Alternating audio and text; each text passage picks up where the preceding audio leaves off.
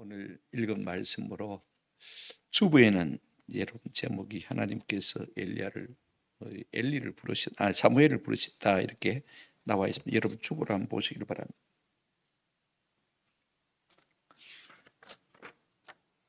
주께서 아이 사무엘을 부르심이라는 제목으로 되어 있는, 제가 제목을 고쳤습니다. 엘리를 벌하신 하나님. 우리가 지난 시간까지 사무엘상 2장을 살폈습니다. 한나가 참 하나님 앞에 아들을 주시면 내가 하나님께 드리겠나이다. 서원한 대로 과연 그대로 서원을 지켜서 아직도 젖을 떼자마자 어린아이인데도 불구하고 그 노인 엘리 제사장에게 사무엘을 갖다 맡겼습니다. 우리 같으면 애인에서 못 떼놓을 것인데, 많이 울었을 터인데, 그죠? 그럼에도 불구하고 이 한나의 마음속에는요, 기도했다 그랬는데 오히려 감사와 찬양이 터져나온 것을 볼 수가 있습니다.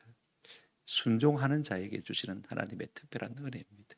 우리는 울고불고 난리가 났을 것 같은데, 그죠? 오히려 한나의 마음속에는 감사와 찬양이 터져나온 것을 볼 수가 있습니다. 그러면서 그가 이런 말을 했어요. 하나님은 지식의 하나님이시라. 사람의 행동을 달아보시느니라. 여러분, 성도의 삶은요, 날마다 하나님께 달리는 삶입니다. 이걸 아셔야 돼요. 우리가 하나님의 말씀대로 사는지, 자기 소견에 옳은 대로 사는지 날마다 하나님이 달아보시는 것입니다. 달아보시는 것으로 끝납니까? 아닙니다. 어떻게 한다고 했습니까? 그래서 하나님이 판단하시고 심판하신다고 했습니다. 그래서 죽이기도 하시고 살리시기도 하시고 낮추기도 하시고 높이시기도 하신다라고 말하고 있는 것을 우리가 살펴보았습니다. 우리가 시편에도 보면 75편 6절 7절에 이런 말씀이 있습니다. 무릇 높이는 일이 동쪽에서나 서쪽에서 말미암지 아니하며 남쪽에서도 말미암지 아니하고, 같이 읽겠습니다. 오직 재판상이신 하나님이 이를 낮추시고 저를 높이시느니라. 내가 높아지겠다고 해서 높아지는 것이 아닙니다. 우리를 높이시고 낮추시는 분 누구냐? 하나님이신 것을 볼 수가 있습니다. 2장 12절부터 마지막 절까지는요, 대조입니다. 대비라고 할 수 있죠. 엘리 제사장과 그 아들들의 삶과 한나의 아들인 사무엘의 삶을 이제 비교해서 우리에게 보여줍니다. 엘리는 대제사장이고 두 아들은 제사장입니다. 그죠? 그럼에도 불구하고 불량자로 살았습니다. 베네 벨리알이란 말은 무슨 말이냐면 벨리알의 아들들이란 말인데, 이 말은 마귀 새끼란 말입니다. 아니, 하나님을 섬기는 대제사장이고 제사장임에도 불구하고 하나님 그렇게 판단하시고 말씀하신다는 말씀입니다. 그래서 하나님께서 하나님의 사람을 보내어서 엘리 제사장에게 경고하셨습니다. 저주를 말씀하신 것을 우리가 볼 수가 있습니다. 그 저주의 내용이 뭐냐? 이제는 내가 제사장직을 끊어버리고 내 집에 어른이 없을 것이라. 3번이나 그렇게 말씀하셨습니다.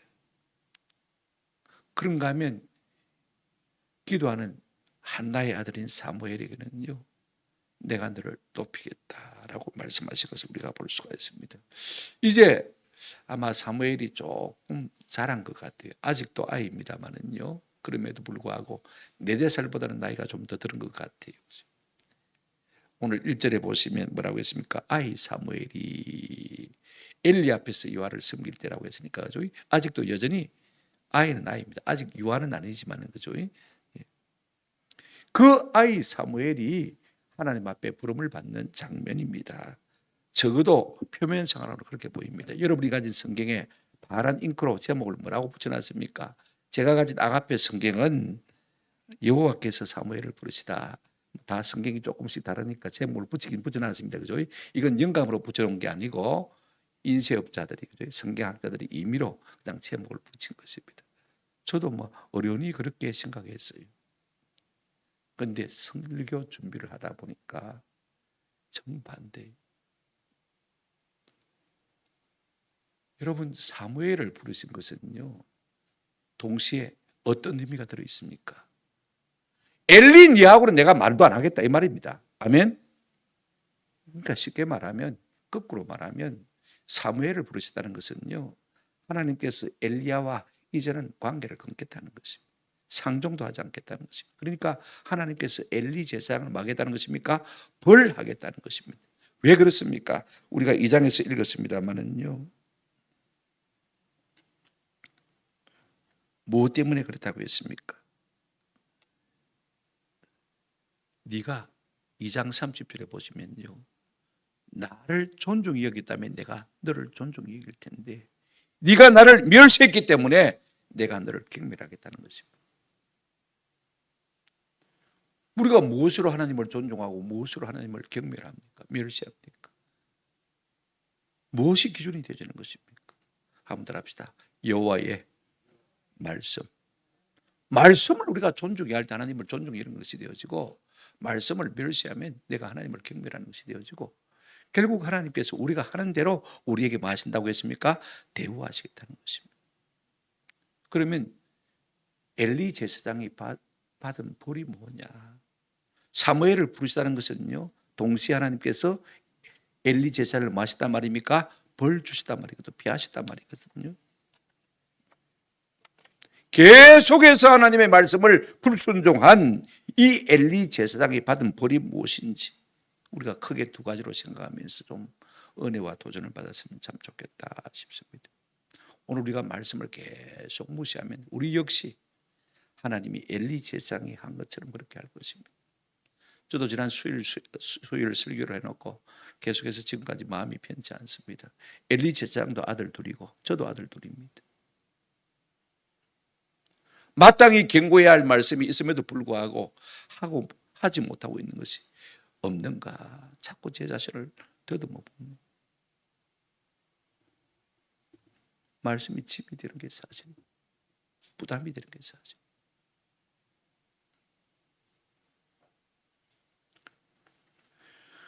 그런데도 엘리 제사장은요, 이 경고를 듣고도 계속해서 하나님의 말씀을 깔아뭉개 왔습니다. 그래서 하나님이 대신해서 누구를 부르십니까? 사무엘을 부르십니다. 1절 첫 번째로 이 엘리 대제사장이 하나님의 말씀을 존중히 여기지 않으므로 하나님이 엘리 제사장에 내린 벌이 뭐냐면요, 하나님의 말씀이 희귀해지는 벌입니다. 1절 한번 같이 읽겠습니다. 시작. 아이 사무엘이 엘리 앞에서 여호와를 섬길 때는 여호와의 말씀이 희귀하여 이상이 흔히 보이지 않았더라. 이것이 어린 사무엘이 소명을 받을 때의 상황인 것입니다. 나이 많은 이 엘리 제사장은요, 이제 하나님의 말씀에 대한 영적인 눈이 멀어버린 것을 볼 수가 있습니다. 희귀했다, 이상이 흔히 보이지 않았다, 두 가지를 말하고 있는 것을 볼 수가 있습니다. 여러분, 하나님의 말씀을 맡은 제사장에게 하나님의 말씀이 들리지 않고 하나님이 보여주는 꿈이 이상이 보이지 않는다면요, 그것으로서 그의 영적인 생명이 뭡니까? 끝난 거 아닙니까? 육체적인 생명은 연장되어 있을지 모르지만은 영적으로는 완전히 한물 간 것입니다. 그 시대가 끝난 것이라 조금도 다를 바가 없고 하나님이 그를 버리셨다는 말씀인 것입니다. 이걸 우리가 기억할 필요가 있을 것 같아요. 이걸 갖다가 그림원으로 보여주는 것이 무엇이냐면 2절 말씀입니다. 2절 한번 보실까요? 엘리의 눈이 점점 어두워가서 잘 보이지 못하는 그때 그가 자기 처소에 누웠고. 여러분, 나이가 들면 눈이 침침해서 잘 보이지 않는 것이요, 자연스러운 일입니다. 그죠? 그리고 나이 들면요, 주로 그냥 누워서 꼬박꼬박 졸립니다. 그죠? 그게 나이 든 사람의 노화 현상이고 생리적인 현상입니다. 지금 엘리 제사장이 지금 나이가 얼마쯤 되었습니까? 우리가 5장을 보게 되었지만 4장 15절에 그때 엘리의 나이가 98세라 그랬습니다. 그의 눈이 어두워서 보지 못하더라. 굳이 이렇게 안 써도 됩니다. 그죠? 그런데 왜 성경의 저자가 이걸 쓰고 싶어 하는가? 여러분, 모세는 나이가 120이지만은요, 죽을 때 눈이 뭐하지 않았습니까? 쉬하지 않았다고 했습니다. 그런데 지금 엘리 제사장 98세예요. 물론 우리보다 훨씬 많이 살았죠. 당연히 그럴 수밖에 없죠. 그럼에도 이 말을 그림처럼 우리에게 보여주고 있는 이유가 무엇입니까? 이걸 우리가 아셔야 돼요. 자, 하나님의 말씀이 희귀하고 이상이 흔히 뭐하지 않았더라? 보이지 않았다는 것을 그림처럼 보여주는 것입니다. 그것이 2절 말씀이라고 제가 말씀을 드렸죠. 영안이 어두워서 잘 보지 못하고 영적인 잠에 계속 취해 있는 것을 보는 것입니다. 우리가 볼 수가 있습니다. 왜 이런 현상이 나타납니까? 나이가 들었다고 해서 다 똑같은 것은 아니지 않습니까? 그죠? 하나님이 귀를 틀어막고 눈을 틀어막고 마음을 틀어막고 있으니까 들리지도 아니하고 보이지도 아니하고 깨달지도 못하는 것을 우리가 볼 수가 있습니다. 이걸 우리가 아셔야 돼요. 성경 보실까요? 신명기 29장 4절. 그러나 깨달는 마음과 보는 눈과 듣는 귀는 오늘 여호와께서 너희에게 마지 않았다? 주시지 않았다. 하나님이 우리의 마음을 틀어잡고 있으면요, 우리의 귀를 꽉 틀어막고 있으면, 눈을 딱 닫고 있으면요, 들리기가 합니까? 보이기가 합니까? 깨달아지기가 합니까? 시편도 마찬가지입니다. 잠언 20장 12절.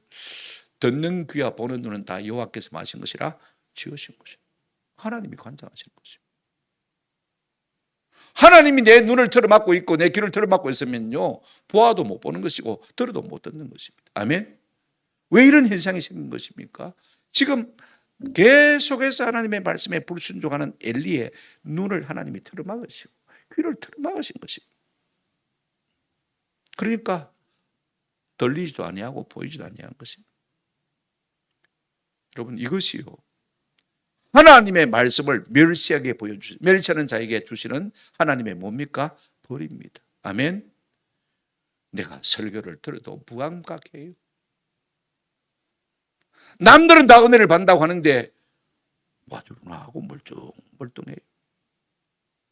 그것이요, 하나님 내게 주시는 벌인 것입니다.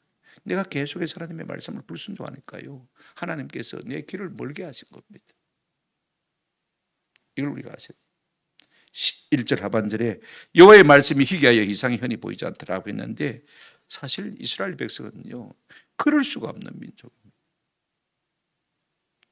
이스라엘이 다른 민족에 비해서 뛰어난 이유가 무엇입니까? 신명기 4장 6절에 너희는 지켜 행하라. 이것이 여러 민족 앞에서 너희의 지혜요 너희의 지식이라. 이 모든 규례를 듣고 이르기를 이 큰 나라 사람은 과연 지혜와 지식이 있는 백성이로다 하리라 그랬습니다. 여러분, 이스라엘 백성이 뛰어난 이유는요, 하나님이 계속해서 그들에게 말씀하시기 때문에 이스라엘 백성이 뛰어난 것입니다. 오늘 우리의 삶이 탁월하다면 다른 데 이유가 있는 게 아닙니다. 우리가 하나님의 음성을 듣고 사니까 우리의 삶이 세상 사람들보다 존귀하게 보이는 것인데, 우리가 말씀대로 살지 못하면요, 오히려 세상 사람에게 짓밟히는 그와 같은 일들이 일어날 수밖에 없는 것입니다. 로마서 3장 1절 2절도 그런즉 유대인의 나음이 무엇이냐, 할례의 유익이 무엇이냐, 범사에 많으니. 한번 따라 합시다. 우선은 그들이 하나님의 말씀을 맡았습니다. 유대인의 유익이 무엇입니까? 그들이 지금 뛰어난 것이 무엇입니까? 모든 민족 위에 지금 칭찬받는 이유가 무엇입니까? 물론 지금 전쟁 때문에 시각에 따라서 이스라엘을 안 좋게 보는 사람도 있고 우리나라도 그런 사람 많습니다. 미국도 또 마찬가지입니다. 유대인이 심하다 그런 사람도 있습니다. 그러나 아랍의 그 수많은 무슬림 사람들이요, 그 쉽게 이스라엘에게 달려들지 못하는 이유가 어디에 있습니까? 한번 합시다. 하나님이 그들에게 말씀을 주시기 때문입니다. 말씀을 주시단 말은 지혜를 주시단 말이에요. 아멘. 지식을 주셨다는 말씀인 것입니다. 성도도 똑같이 세상들과 동일하게 애로가 있고 고난이 있습니다. 불신자들이 세상에서 경험하는 모든 일들을 다 겪습니다만은, 성도가 특별한 것은요, 하나님께서 우리에게 뭘 주셨다고요? 말씀을 주셨기 때문에 특별한 것입니다. 우리가 어떻게 살아야 할지, 이 고단의 문제를 어떻게 해결해야 될지, 어떻게 극복해야 될지, 어떻게 이겨야 될지 하나님께서 말씀을 통해서 우리에게 말씀해 주신 것입니다. 여러분이 설교만 잘 들어도요, 우리가 당면한 문제들에 대해서 많은 답을 얻을 수가 있습니다. 안 들으니까, 안 들리니까 듣고도 깨달지를 못하는 것입니다. 우리가 말씀이 들리기만 한다면요, 얼마든지 세상 가운데서 탁월한 삶을 살 수가 있는 것입니다.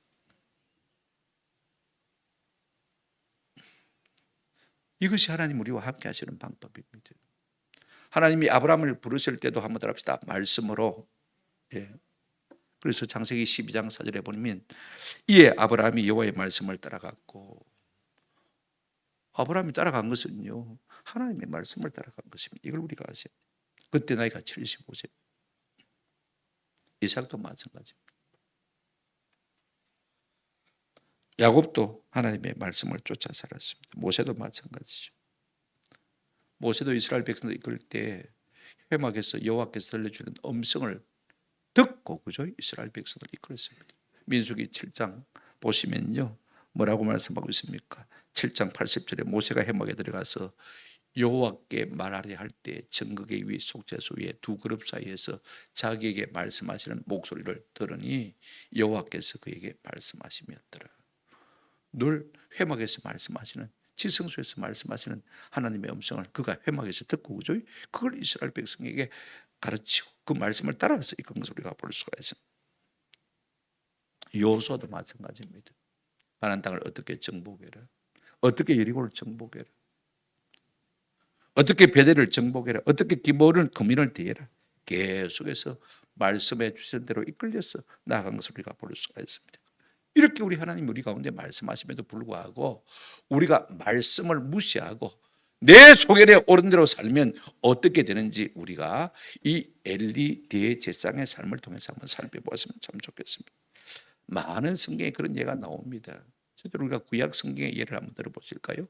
첫째, 여러분, 아브라함의 경우입니다. 우리가 창세기 16장을 보게 되어지면 아브라함 75세 때 그죠? 하나님의 부름을 받고 가나안 땅에 들어갔습니다.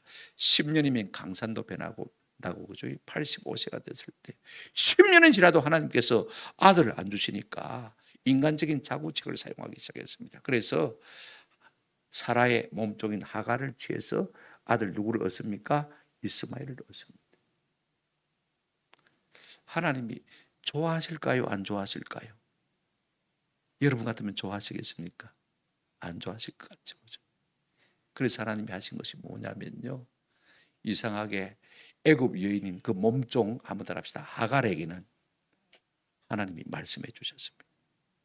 16장을 돌아가서 읽어보시길 바랍니다. 근데 17장 1절부터 보시면요, 자 보실까요? 아브라함이 한번 더 합시다. 99세 때 여호와께서 아브라함에게 나타나셨어요. 16장 17장 사이에 여러분 85세에 하갈을 얻었습니다. 그죠? 그러니까 이스마엘을 얻었는데 99세까지 하나님께서 아브라함에게 나타나셨다는 말씀이 하나도 없습니다. 자, 99 빼기 85 하면 얼마입니까? 14.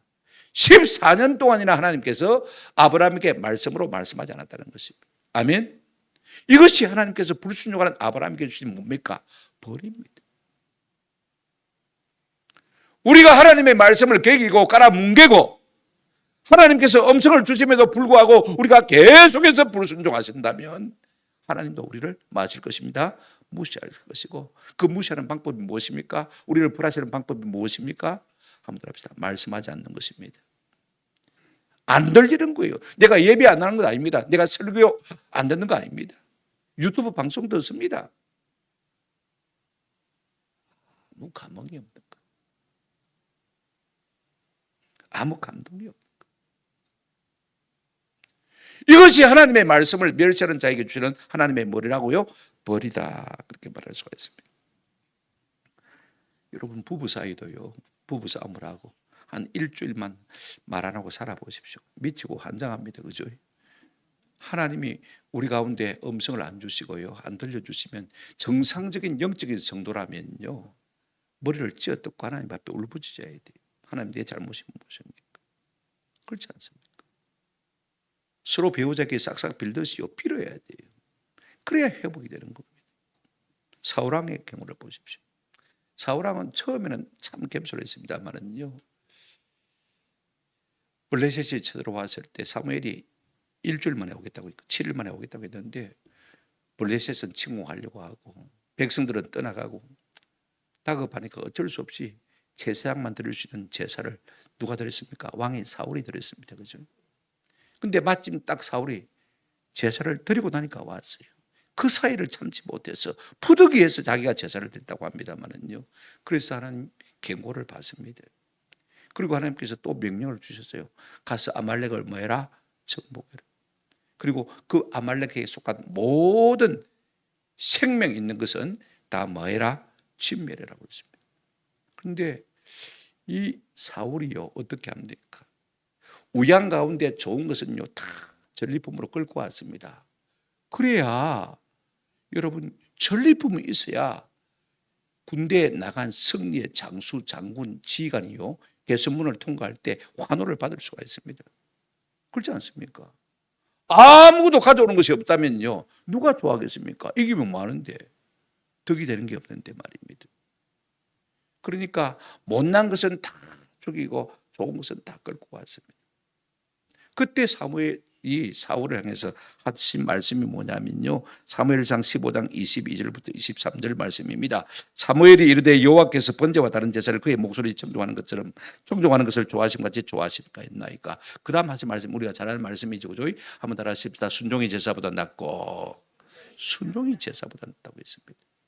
우리가 예배를 1000번 만번 해도 우리가 불순종한다면요 한 번 하나님의 말씀에 순종하는 것이 뭐다고요? 훨씬 낫다는 것입니다. 듣는 것이 수양의 기름보다 나으니 이는 그에 가는 것은 점치는 재와 같고 완고한 것은 사신 우상에게 절하는 재와 같습니다. 그 다음 말씀이 참 중요합니다. 중반절에 부터 있죠. 같이 읽겠습니다. 왕이 여호와의 시작. 왕이 여호와의 말씀을 버렸으므로 여호와께서도 왕을 버려 왕이 되지 못하게 하셨나이다. 우리가 하나님의 말씀을 버리게 되어지면요 한번 따라합시다. 하나님도 우리를 버리십니다. 이것이 하나님의 말씀에 불순종하는 자에게 주시는 뭐라고요? 버리신 것입니다. 그걸 우리가 아셔요. 그래서 하나님께서 엘리 제사장을 버리시고 누구를 부르십니까? 사무엘을 부르십니다. 그런 맥락에서 우리가 3장을 읽어야 돼요. 그냥 사무엘을 불렀다. 그런 것을 알아요. 사사시대의 경우도 마찬가지입니다만은 시간이 많으니까 적으니까 아방 시대를 우리가 한번 살펴보십시오. 아방은요 이스라엘 역사상 가장 악한 왕 중에 한 사람이죠, 그죠? 그의 아내 이세벨이요 엣바알의 딸입니다. 엣바알이란 말은 엣이란 말은 종이란 말이죠. 바알의 종. 그러니까 바알의 제사장입니다. 그 딸이 뭘 보고 배웠겠습니까? 그래 아합에게 시집 와가지고 말입니다. 온 이스라엘에 바알 숭배를 퍼뜨린 것을 볼 수가 있습니다. 이로 하나님께서 진노하셨어요. 어떻게 했습니까? 3년 6개월 동안 우로지택을 거쳤습니다. 단순히 비가 오지 아니한 것이 아니고 한번 따라합시다. 하늘에 이슬도. 이스라엘은 강수량이 너무 적습니다만은 그래도 풍성한 농사를 짓는 이유가 하나가 뭐냐면요. 이 아침에 오는 뭡니까? 이슬. 제가 우리 청년들 데리고 지리산에 한번 갔는데 밤이 되었어요.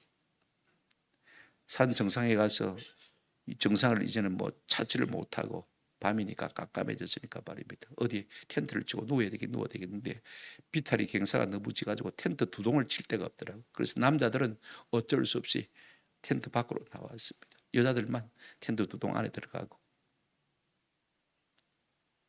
밤에 누웠는데 말입니다. 이슬이 비처럼 오더라고요. 추우니까 담요를 덮었는데 금방 담요가 다 젖어버려요. 비가 왔나? 아니에요. 뭐가 왔습니까? 이슬이 온 거예요. 비처럼 내린 거예요. 그것 때문에 농작물이 되는 거예요.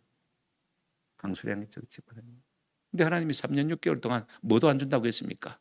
이슬도 안 준다고 했습니다.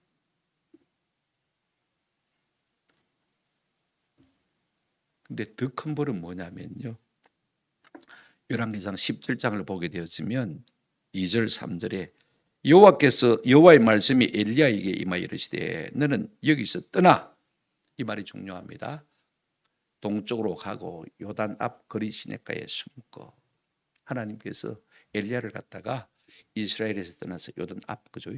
이방의 땅 거리 시내가로 옮기신 것을 볼 수가 있습니다. 떠나서 그 다음에 그 거리 땅에 가서 뭐해라? 숨어라. 엘리야는 하나님의 말씀의 상징입니다. 맞습니까? 그런데 하나님께서 이 아합 시대의 이스라엘 백성들이 하나님의 말씀을 안 듣고 안 들으니까 하나님의 말씀을 받은 엘리야 하나님의 종을 다 숨기셨습니다. 아멘. 이것이요 하나님의 말씀에 불순종하는 이스라엘에 대한 하나님의 뭐라고요? 심판이고 저주고 뭡니까? 벌이라 그 말씀인 것입니다. 아모스 선지자를 통해서 하나님께서 우리에게 말씀하셨습니다. 아모스 8장 11절 보실까요? 주 여호와의 말씀이니라. 보라, 날이 이를지라 내가 기근을 땅에 보내리니 양식이 없어 주림이 아니요 물이 없어 가람이 아니요. 한번 더 합시다. 여호와의 말씀을 듣지 못한 기갈이라. 여러분, 홍수 때 기갈을 만납니다. 아니, 물이 사방천지인데 목이 마르다. 왜? 전부 흙탕물이거든. 마실 물이 없거든. 생수가 없거든. 여러분, 인터넷만 열면요 수백만 가지 설교를 들을 수가 있습니다. 하루 종일 클릭을 해도 계속 나올 거예요. 맞습니까? 내가 듣고 싶은 목사님 듣고 싶은 설교를 얼마든지 골라서 들을 수가 있습니다. 설교의 홍수 시대임에도 불구하고 하나님께서 우리에게 듣는 귀, 보는 눈을 주지 아니하시고 깨달은 마음을 주시지 아니하시면요 보입니까? 들립니까? 깨달아집니까? 그러니 영적으로 기갈을 맞이할 수밖에 없는 거예요. 왜 하나님께서 이와 같이 하시는 것입니까? 말씀을 듣고도 마지 않으니까, 순종하지 않으니까, 말씀을 무시하니까, 말씀을 멸시하니까, 나도 너희를 멸시하겠다고 하시니 그 벌이 무엇인 것입니까? 하나님의 말씀을 뭐 하시는 것입니까? 감추시는 것입니다. 아멘. 만약에 우리가 매일 설교를 들으면서도 하나님의 말씀에 바르게 반응하지 못한다면요 하나님이 그 하나님의 말씀을 언젠가는 우리 가운데 숨기실 것입니다. 설교를 안 해서가 아닙니다. 설교자의 입을 막으시고 귀를 막으실지도 모릅니다. 순만 인문학 이야기를 하고 그죠? 자기 사관 이야기만 하고 자기 신학 이야기만 한다면요 들을 말씀이 없는 것이죠. 그렇지 않습니까? 신약 성경이 얘기합니다. 헤롯 왕의 경우를 보십시다. 헤롯은요 양심의 찔림을 받으면서도 그 헤로디아의 간청에 못 이겨서 세례 요한을 못 비워서 그 머리를 갖다가 소반에 담아 그죠? 주지 않습니까? 그는 양심에 찔리면서도 세례 요한의 말을 달게 받았습니다. 양심의 찔림을 받는다면 내가 회개해야 되지 않습니까? 옥에 잡아두면 되지 않지 않습니까? 풀어줘야 되지 않습니까?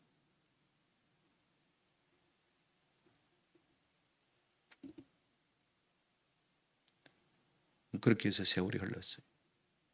나중에 예수님이 이제 잡혔을 때 빌라도에게 재판을 받고 빌라도가 또 누구에게 넘겼습니까? 저 갈릴리 지방의 분봉왕인 헤롯에게 이첩을 시켰습니다. 예수님을 이첩을 시켰어요. 우리가 성경 보시면 누가복음 23장 8절 9절에 이제 예수님을 보고 헤롯이요 기뻤습니다.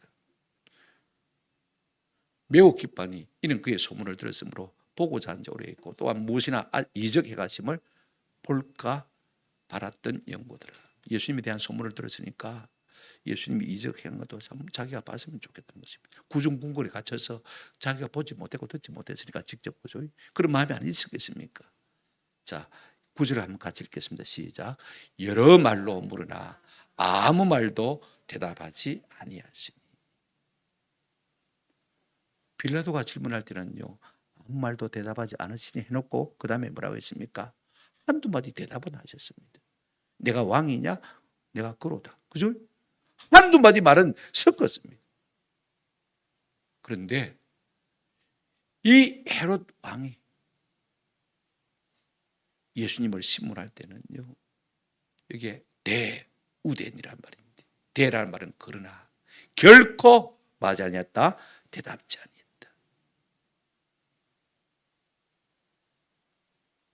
이것이 심판입니다. 이것이 헤롯에게 준 심판인 것입니다. 버린 것입니다. 오늘도 마찬가지입니다. 때로 하나님은 자기의 진짜 중요한 말씀을 사람에게 숨긴다고 했습니다. 우리가 들은 말씀대로 살지 못하면 이거 우리가 아셔야 돼요.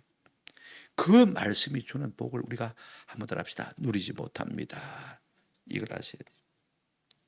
말씀을 저보고 주보고 말입니다. 우리가 그 말씀대로 사는지 안 사는지, 사모하는지 사모하지 않는지, 하나님께서 우리를 달아보시고 판단하는 것입니다. 여러분, 엘리가 하나님의 말씀대로 살지 않으니까 하나님의 사람을 보내서 훈계를 했습니다. 그죠? 꾸짖고 책망했습니다. 2장 29절 30절 보시면 너희가 어찌하여 내가 내 처소에서 명령한 내 재물과 예물을 바라보며 네 아들들을 나보다 더 중히 여겨 내 백성 이스라엘이 드리는 가장 좋은 것으로 너희들을 살찌게 하느냐. 그 다음 보시길 바랍니다. 30절 그러므로 이스라엘의 하나님 나 여호와가 말하노라. 그러면서 30절 하반절 제가 늘 강조하는 말씀이죠. 나를 존중히 여긴 자를 내가 존중히 여기고 멸시하는 자를 내가 경멸하리라 라고 말씀하신 것을 볼 수가 있습니다. 그러면서 2장 35절에 보니까 한번 35절 한번 같이 읽어보십시오. 예, 35절 내가 나를 위하여 충실한 제사장을 일으키리니 그 사람은 내 마음 내 뜻대로 행할 것이다. 이 말은 무슨 말이냐면 너를 파면시키고 내 마음 내 뜻대로 행하는 사람을 내가 세울 것이다. 그 다음에 조금 넘어가서 보십시오. 예. 그 다음 36절.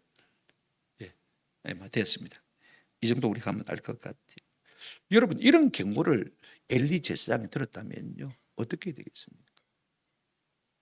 이제는 파면이란 거예요. 그리고 네 아들들도 동시에 표징이 되어서 죽을 것이라고 해서 전사할 것이라고 말씀하셨습니다. 그렇다면 우리 같으면 어떻게 하겠습니까?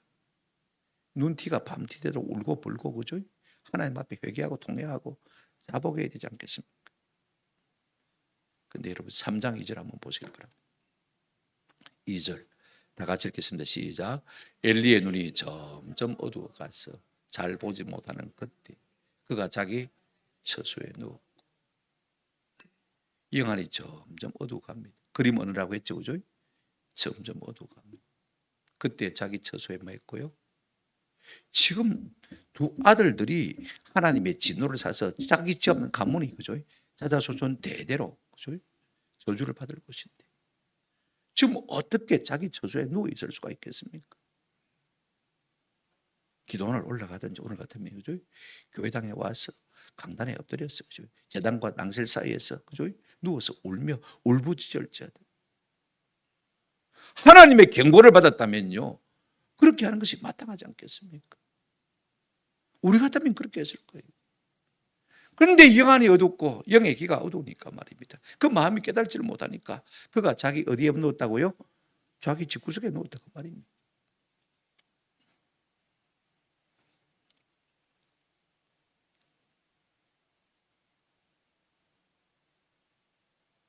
근데 3절 한번 보십시다.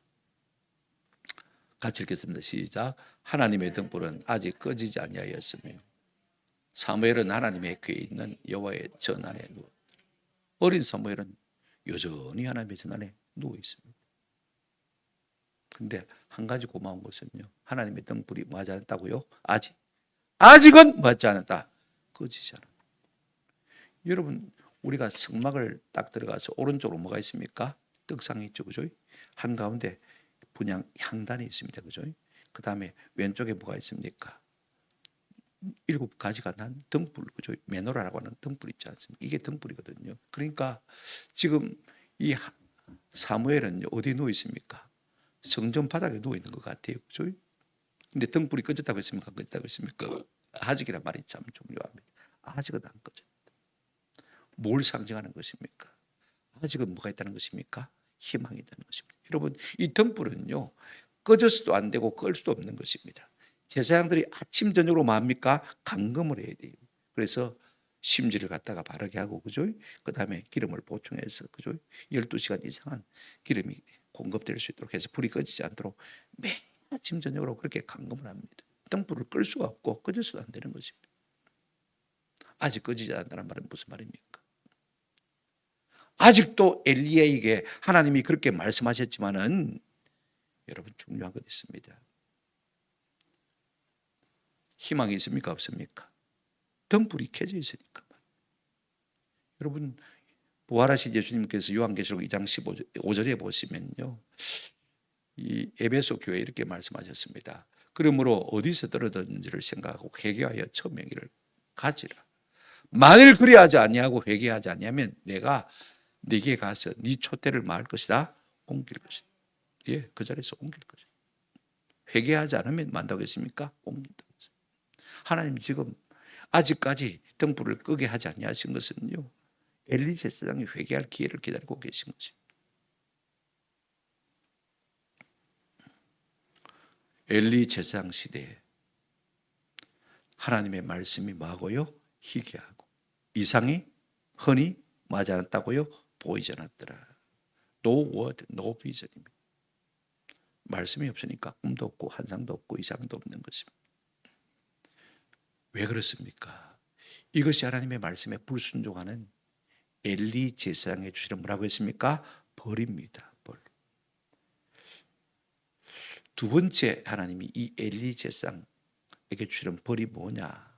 4절부터 나옵니다. 우리가 10절 초반절까지 읽어야 되는데 제가 간단히 좀 정리를 할게요. 이것도 뭐 1시간 정도 해야 됩니다만은요, 우리가 하나하나 곱씹어 보면 참 유익합니다. 여호수아가 참 어려운 뭐 그냥 역사적인 서사 같지만은요, 그 안에 있는 영적 의미가 무궁무진한 것입니다. 두 번째 하나님이 하나님의 말씀을 계속 불순종하는 이 엘리에게 주시는 하나님의 벌이 뭐냐?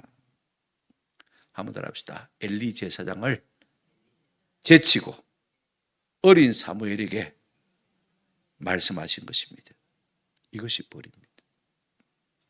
내가 목사인데, 내가 장로인데 우리한테는 하나님이 말씀 안 하시고 저 주일학교 꼬마한테 하나님 말씀하시더라. 이것이 벌입니다. 이것이 벌.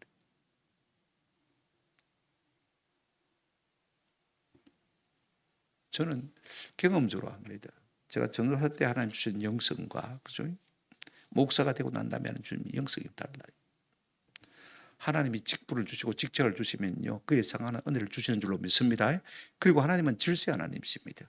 어지러움의 하나님이 아니십니다. 그죠? 성경 분명히 그렇게 말씀하고 있습니다. 그렇다면 지금 둘 다 자리에 누웠습니다. 엘리 제사장은 자기 집에 누웠고, 그 다음에 어린 사무엘은 어디에 누웠습니까?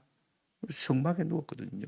성소에 누웠습니다. 똑같이 누웠는데 하나님이 사람을 부르시면 누구를 불러야 되겠습니까? 사무엘을 불러야 되겠습니까? 엘리 제사장을 불러야 되겠습니까? 하나님이 세우신 엘리 제사장이니까 당연히 엘리 제사장을 불러야 되는 것입니다. 이게 참 중요합니다. 근데 하나님 누구를 부르셨어요? 여러분 4절 한번 보시길 바랍니다. 여호와께서 누구를 부르시는지라? 사무엘을 부르신지라. 6절 보실까요?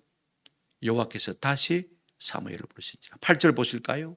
여호와께서 세 번째 사무엘을 부르신지라. 10절 보실까요? 여호와께서 임하여 서서 전과 같이 사무엘아 사무엘아 부르시는지라. 몇 번 불렀습니까?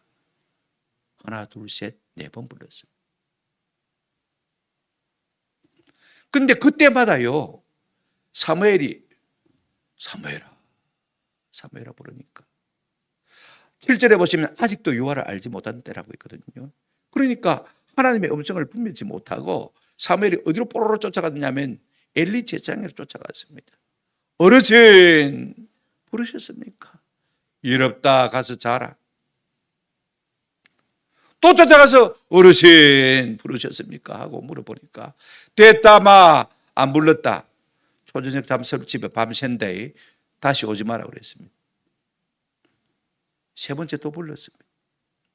또 갑니다. 여러분 나이 들면요, 초저녁 잠설집은 다 설치거든요. 그죠? 밤 꼬박 셉니다. 나이 안 들은 분은 오지만 그죠? 그렇지 않습니까?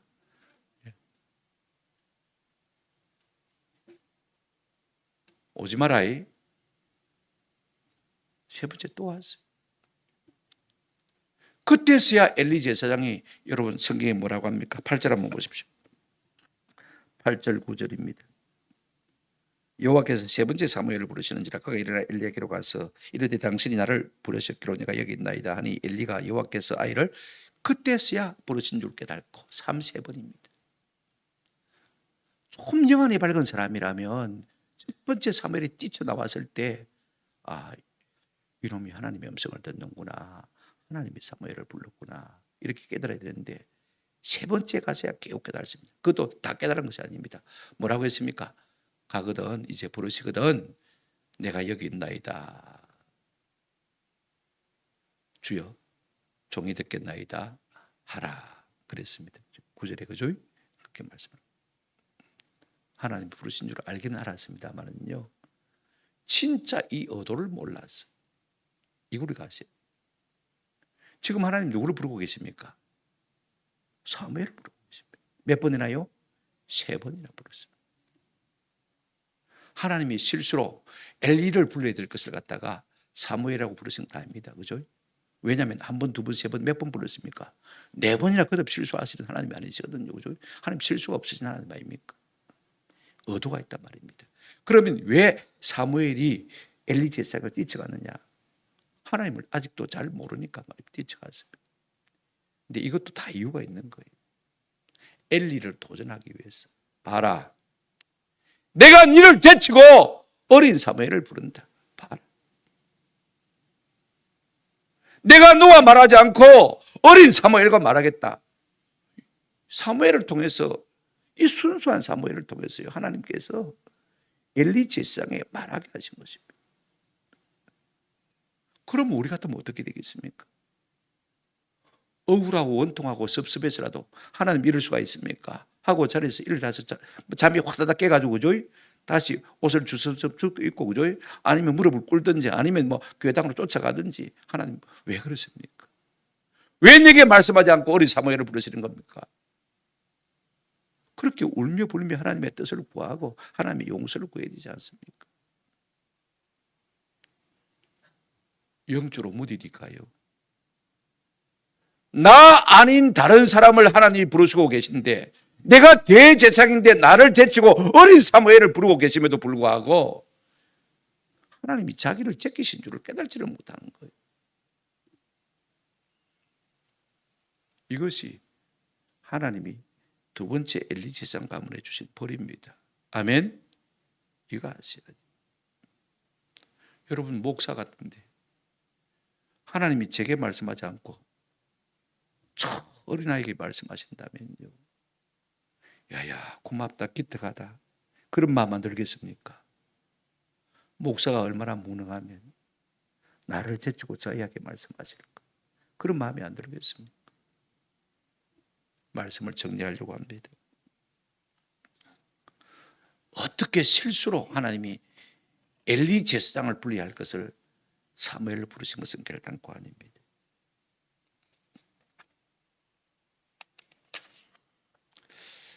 하나님이 사무엘에게 하신 말씀을 우리가 다음 시간에 생각하겠습니다만은 무엇이냐면 11절부터 14절 말씀인데 시간이 없어서 제가 14절만 같이 읽고 정리하고 마치도록 하겠습니다. 다음 시간에 자세히 말씀을 드리겠습니다만 14절 말씀 같이 읽겠습니다. 시작. 그러므로 내가 엘리의 집에 대하여 맹세하기를 엘리 집의 죄악은 제물로나 예물로나 영원히 속죄함을 받지 못하리라 하였노라 하셨더라. 여러분, 한번 더 합시다. 하나님의 경고는 사랑입니다.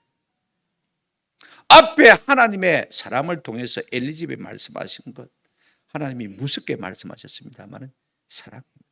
아멘. 듣고 깨닫고 돌이키라는 것입니다.